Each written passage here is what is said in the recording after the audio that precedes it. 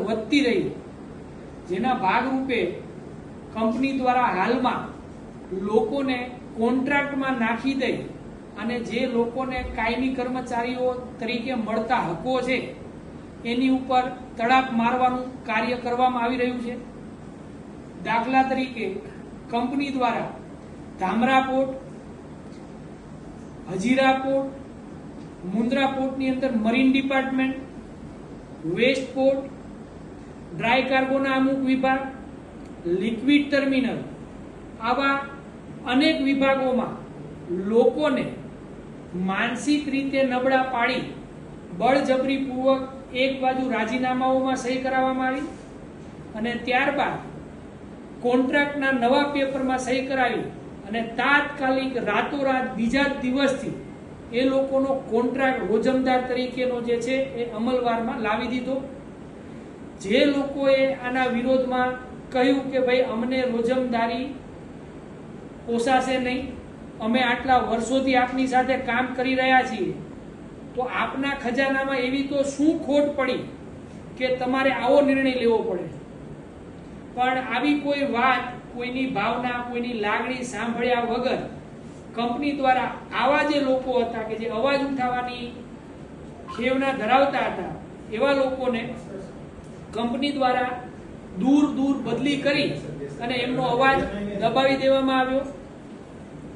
જ્યારે આ વસ્તુ ઘટના ઘટિત થઈ રહી હતી ત્યારે અમારી આત્માનો અવાજ એવો હતો કે આપણે આમની સામે ભેગા થઈને પૂછવું જોઈએ કે સાહેબ આનું તો શું કારણ છે। માટે અમે એક યુનિયન બનાવવાનો પ્રયત્ન કર્યો, જેનો અધિકાર અમને સંવિધાન આપે છે અને જેની જાણ કંપનીના અધિકારીઓને થઈ જતા કંપની દ્વારા કિન્નાખોરી રાખીને બદલાની ભાવનાપૂર્વક અમે જે 7 લોકો એ સંગઠન બનાવવા માટેના હોદ્દેદારો બનેલા કે જે કર્મચારીઓ દ્વારા અમને જવાબદારી સોંપવામાં આવેલી, તે લોકોને 2200 થી 2300 કિલોમીટર દૂર અને એવા વિભાગમાં કે જે વિભાગમાં અમારો અનુભવ નથી ત્યાં બદલીઓ કરવામાં આવી।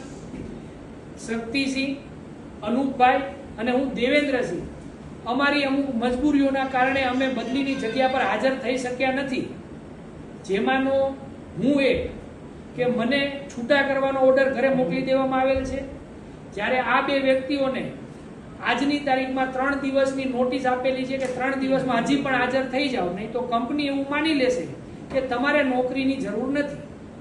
પરંતુ આપણે સમજીએ છીએ કે સ્થાનિક વ્યક્તિ છે, એમની પોતાની અહીંયા પારિવારિક મજબૂરી છે, તે હાજર નથી થઈ શકતા। 2 દિવસની અંદર કંપની દ્વારા અમે માનીએ છીએ જે રીતે મારી પર પગલું લેવામાં આવ્યું, આ બંનેને પણ કંપની દ્વારા છૂટા કરવામાં આવશે। પરંતુ આપના માધ્યમથી હું સિસ્ટમને કહેવા માંગુ છું કે એ લોકોએ અમારી પાસે એપોઇન્ટમેન્ટ લેટરમાં લખાવેલું છે, હકીકત છે કે જ્યાં કંપનીને જરૂર પડશે, જે વિભાગમાં જરૂર પડશે એ અમારી બદલી કરી શકે છે, કોઈ વાંધો નથી એની સામે। આજની તારીખમાં માણસો મ્યાનમાર, તાંઝાનિયા અને વિશ્વના અને દેશના અલગ અલગ જગ્યા ઉપર ફરજ બજાવે છે, જે આનો ભાગ છે। પણ જ્યારે આ મુદ્દો છે ત્યારે આ વસ્તુ ચોક્કસથી સાબિત થાય છે કે આ માત્ર ને માત્ર કિન્નાખોરી ભર્યું પગલું છે, જે હું એમને નથી કહી રહ્યો। એના માટે હું જો તમને પુરાવા તરીકે કહું, પહેલી વસ્તુ કે એમને શા માટે ખાલી દેવેન્દ્રસિંહની જરૂર પડે। દેવેન્દ્રસિંહ કે જેમનો કોર અનુભવ 17 થી 19 વર્ષનો મારો જે અનુભવ છે એ પ્યોર કન્ટેનર ટર્મિનલનો અનુભવ છે, ત્યારે એ લોકો મને ફ્રેશર તરીકે મારા વતનથી 2200-2300 કિલોમીટર દૂર કરાઈકલ તમિલનાડુમાં બદલી કરવા ઈચ્છે છે, અને એ પણ કયા વિભાગમાં?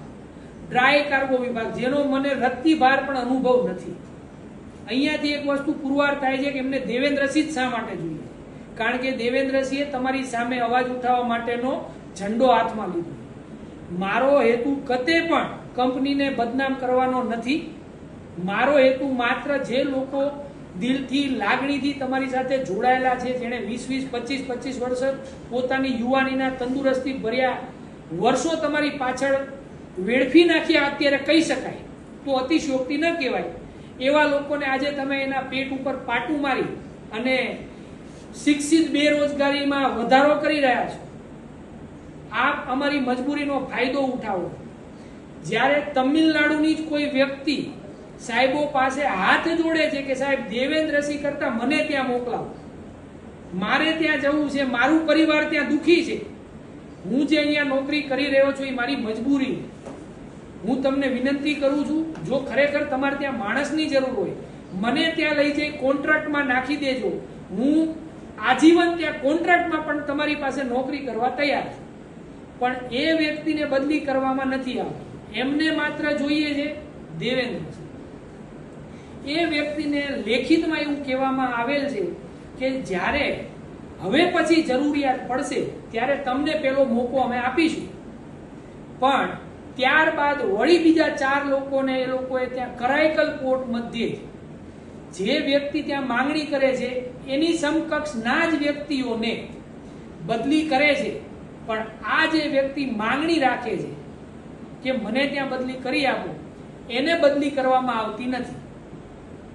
આનાથી પુરવાર જે સમજાય તે એ જ થાય છે કે આ કિન્નાખોરી સિવાય બીજું કંઈ નથી.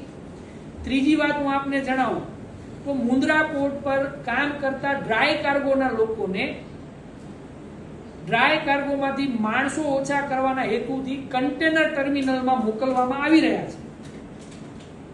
તો જો એમને ત્યાં ડ્રાય કાર્ગોમાં જરૂરિયાત હોય તો ન્યુટ્રલ વ્યક્તિ તરીકે તમે એવું સમજી શકો કે પેલી પ્રાયોરિટી એ ડ્રાય કાર્ગોના જે અનુભવી વ્યક્તિ છે એને ત્યાં મોકલવામાં આવે, પણ નહીં, તેમને ત્યાં જોઈ દેવેન્દ્રસિંહ. શું કામ? કારણ કે દેવેન્દ્રસિંહ આ અવાજ ઉઠાવવા જઈ રહ્યા છે. ત્યાં જે અમારી બદલી કરવામાં આવે છે ત્યાં ડિપાર્ટમેન્ટના હેડને હું ફોન કરું છું, ઈ વ્યક્તિ સરપ્રાઈઝ છે કે મને ખબર નથી, મેં માણસની માંગણી નથી કરી, પણ ઠીક છે તને કંપની કહેતી હોય તો મોકલ. આપ સમજી શકો છો કે જ્યારે પણ કોઈ જગ્યાએ ભરતી નીકળે તો જે તે ખાતાનો અધિકારી માંગણી કરે કે મારે અહીંયા આ કેટેગરીનો વ્યક્તિ જોઈએ, જ્યારે ઈ વ્યક્તિ એમ કહે છે મેં માંગણી નથી કરી, પણ ઠીક છે હવે કંપનીનો નિર્ણય હશે કાંઈ, તો એ બીજું કંઈ નહીં, માત્ર કિન્નાખોરી છે. ચોથી વાત તમને જણાવું કે આજની તારીખમાં કંપની પાસે એવા 2 પોર્ટલ છે જેની અંદર એ લોકો એવી રીતે ભરતી બહાર પાડે છે કે અમારે ફલાણી જગ્યા ઉપર ફલાણી કેટેગરીના વ્યક્તિની જરૂરિયાત છે, જે કોઈ ઈચ્છુક હોય, જે કોઈ આમાં લાગુ પડતા ક્રાઇટેરિયામાં મેચ થતા હોય એ લોકોએ આની અંદર અપ્લાય કરવું તો તેમને અમે પસંદગી માટે બોલાવશું. તો આ કિસ્સામાં એ લોકોએ એ પ્રક્રિયાનું ફોલોઅપ કર્યું નથી, જેનાથી પણ એવું સાબિત થાય છે કે આ માત્ર ને માત્ર કિન્નાખોરી.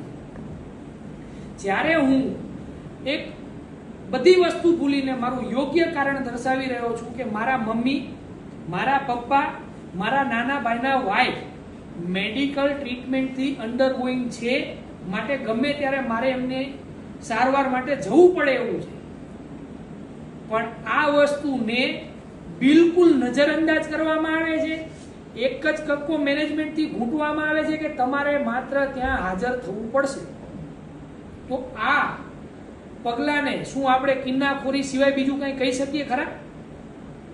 તો અમારો અવાજ ગૌતમભાઈ સુધી પહોંચાડવાનું આપ સૌ માધ્યમ છો કે ત્યાં સુધી અવાજ પહોંચે. અમુક કિસ્સાઓમાં મને આ મેટરમાં આવ્યા પછી સમજમાં આવ્યું છે કે ઘણી વખત એવા નિર્ણયો મેનેજમેન્ટ જે મિડલમાં છે એમના દ્વારા લેવાય છે કે જે હેડ મેનેજમેન્ટને કદાચ ખબર હોતી નથી. માટે આ કોઈ મારું યુદ્ધ નથી, આ મારી એક અરજી છે શ્રી ગૌતમ અદાણી સાહેબને. આજે મારે જે તમને પ્રેસ માટે બોલાવવાનું જે ઇન્વિટેશન મોકલેલું તે ઘણી જગ્યાએ વાયરલ થયેલું, જેના અનુસંધાને સાંઘીથી અત્યારે 15 છોકરાઓ મારી પાસે આવેલા જે અત્યારે બહાર મળીને ગયા મને કે સાહેબ આ તો અમારી સાથે પણ થાય છે, રસ્તો શું? તો હું માનું છું કે અદાણીના ખજાનામાં કોઈ એવી ખોટ આવી નથી. અમે લોકો એને કમાઈને આ લેવલ સુધી પહોંચાડ્યા છે, એ અમે હકથી અને વટથી કહી રહ્યા છીએ કે જે આજે લેવલ ઉપર અદાણી છે તો ત્યાં અમારું 0.001% પણ યોગદાન ચોક્કસથી છે. અમે અમારા પરિવારની સારવાર કદાચ નથી જોઈ, પણ અમારી ડ્યુટીને અમે 100%થી વધારે ન કહી શકાય, પણ 100% પૂરેપૂરી અમે અમારી જવાબદારી પૂરી પાડી અને કંપનીની જે આગેકૂચ હતી એની અંદર અમે અમારું પૂરેપૂરું યોગદાન આપેલું. તેમ છતાં આજે જે અમારી લોકો સાથે થઈ રહ્યું છે, મને છૂટો કરી દેવામાં આવ્યો છે. આ બંને ભાઈઓને ટૂંક સમયમાં 1-2 દિવસમાં કદાચ લેટર આવી જશે, પણ આપણી જે ન્યાયિક પ્રક્રિયા આપ સૌ જેમ જાણો છો બહુ ધીમી છે. ન્યાય મળતા કદાચ વર્ષો નીકળી જશે. તેમ છતાં અમારો વિશ્વાસ ન્યાયપાલિકામાં છે. અમે કાયદેસરની જે કાર્યવાહી, જે અરજીઓ કરવાની હોય તે કરી રહ્યા છીએ. તેમ છતાં અમારી માંગણી મેનેજમેન્ટ સાથે એવી છે કે અમને હવે આનાથી આગળ જવા માટે પ્રોત્સાહિત ન કરશો. અમે કોઈ લડવૈયાઓ નથી, અમે નોકરિયાત વર્ગના માણસો છીએ. આ બધું અમારી સમજણ બહારનું છે. અમને શાંતિથી અમારી નોકરી કરવા દો અને અમને કનડગત ન કરો. અને હવે જે અમારી પાછળની જનરેશન બચી છે એ લોકો મજબૂર છે કે આપ લોકોની સમક્ષ અમારી જેમ નથી આવી શકતા, કારણ કે એ લોકોને દર મહિને હપ્તો ભરવાની ફરજ પડવાની છે, એમને એમનું ઘર ચલાવવાની ફરજ પડવાની છે. અને એ જ જવાબદારીની નીચે દબાઈને આજે એ લોકો અમારી સાથે જોડાઈ શકતા નથી. આજે જ્યારે આ મેસેજ વાયરલ થયો ત્યારથી અનેક લોકોના ફોન આવ્યા કે ભાઈ અમને માફ કરજો, અમારી લાગણી તમારી સાથે છે, અમારી ભાવનાઓ તમારી સાથે છે, અને જે તમે અત્યારે આયોજન કર્યું છે એ તમારા કરતા વધારે અમે સમજીએ છીએ અમારા માટે છે. પણ અમારી મજબૂરી તમે સમજો છો. અમે આપની સાથે ખુલીને નથી આવી શકતા, અને જો ભૂલથી આવી ગયા તો અમને કંપની ઉપર પૂરો વિશ્વાસ છે કે બીજા જ દિવસે એમની સાથે પણ કિન્નાખોરી રાખીને આ જ વસ્તુ કંપની કરી શકે છે. માટે જે કોઈ મિત્રો આ રેકોર્ડ કરી રહ્યા છે એમને હું કહું છું કે મારું નામ અને મારા નંબર ખાસ કરીને એવા લોકો સુધી પહોંચાડો કે જે લોકો આ વસ્તુથી પીડાય છે. એક બનો અને નેક બનો. સિસ્ટમ જ્યારે ન્યાય આપવાની હશે ત્યારે ચોક્કસથી આપશે, એની આપણે સંયમતાથી રાહ જોશું. પણ જો કંપની ટૂંક સમયમાં આના માટે કોઈ નિવારણનું પગલું નહીં ભરે તો મજબૂરીથી અમારે ગાંધી ચિંધ્યા માર્ગે આમની સામે અમારો અવાજ રાખવો પડશે. જેને કોઈ યુદ્ધ કે કોઈ કડવાશ વાળું પગલું સમજવામાં કંપની દ્વારા ન આવે એટલી અમારી વિનંતી છે. અને મને કંપની ઉપર પૂરી આશા છે કે અમને એ પગલું ભરતા પહેલા એ કોઈ વચ્ચેનો રસ્તો કાઢી અને ઘીનું ઠામમાં ઘી પડી જાય એ રીતની કોઈ વ્યવસ્થા કરશે. બીજું મારે આપ સૌના માધ્યમથી જણાવવાનું કે કંપની દ્વારા જે રીતે મારી પાછળ માણસો લગાડવામાં આવેલા છે તે બિલકુલ યોગ્ય નથી. તમે મારી જે જાસૂસી કરાવી રહ્યા છો તે બિલકુલ યોગ્ય નથી. હું તમારો માણસ છું, તમારા માટે આટલા વર્ષોથી કામ કર્યું છે. જો તમને કોઈ ચોકસાઈ કે કોઈ ખુલાસાની જરૂર હોય, મેં મેલમાં પણ આપ શ્રીને જણાવેલું છે, આપ મને બોલાવો, હું આવવા તૈયાર છું. પણ તમે એવું કરવા ઈચ્છતા નથી કદાચ, અને તમે અત્યારે મારી જેટલી દુખતી રગો છે એ બધી તમારા જાસૂસોના માધ્યમથી ગોતી રહ્યા છો, અને મારી દુખતી રગ ઉપર તમે પ્રહાર કરવાનો પ્રયત્ન કરી અને મારા અવાજને દબાવવાનો પ્રયત્ન પૂરી રીતે કરી રહ્યા છો. આપ શ્રીને જણાવતા દુઃખ થાય છે કે કાલે જે મેસેજ મેં માત્ર મીડિયાના મિત્રોને મોકલેલો, ઈ મેસેજ ફરતો ફરતો અદાણીના અધિકારીઓ થ્રુ મારી પાસે પહોંચેલો, જે ખૂબ જ દુઃખની વાત છે કે મારો હેતુ માત્ર મીડિયા મિત્રોને સંબોધનનો હતો, નહીં કે અદાણી ગ્રુપને. પણ તેમ છતાં આ સિસ્ટમનો કદાચ હિસ્સો છે, અમે આના માટે નવા છીએ, એટલે આ કદાચ રોજિંદી વસ્તુ હોઈ શકે એવું માનીએ છીએ આનાથી, કે હું મીડિયા જેટલાનું લિસ્ટ લઈને બેઠો હતો એ લિસ્ટમાં હું હજી મારી ઇન્વિટેશનને પૂરું નથી કરી શક્યો.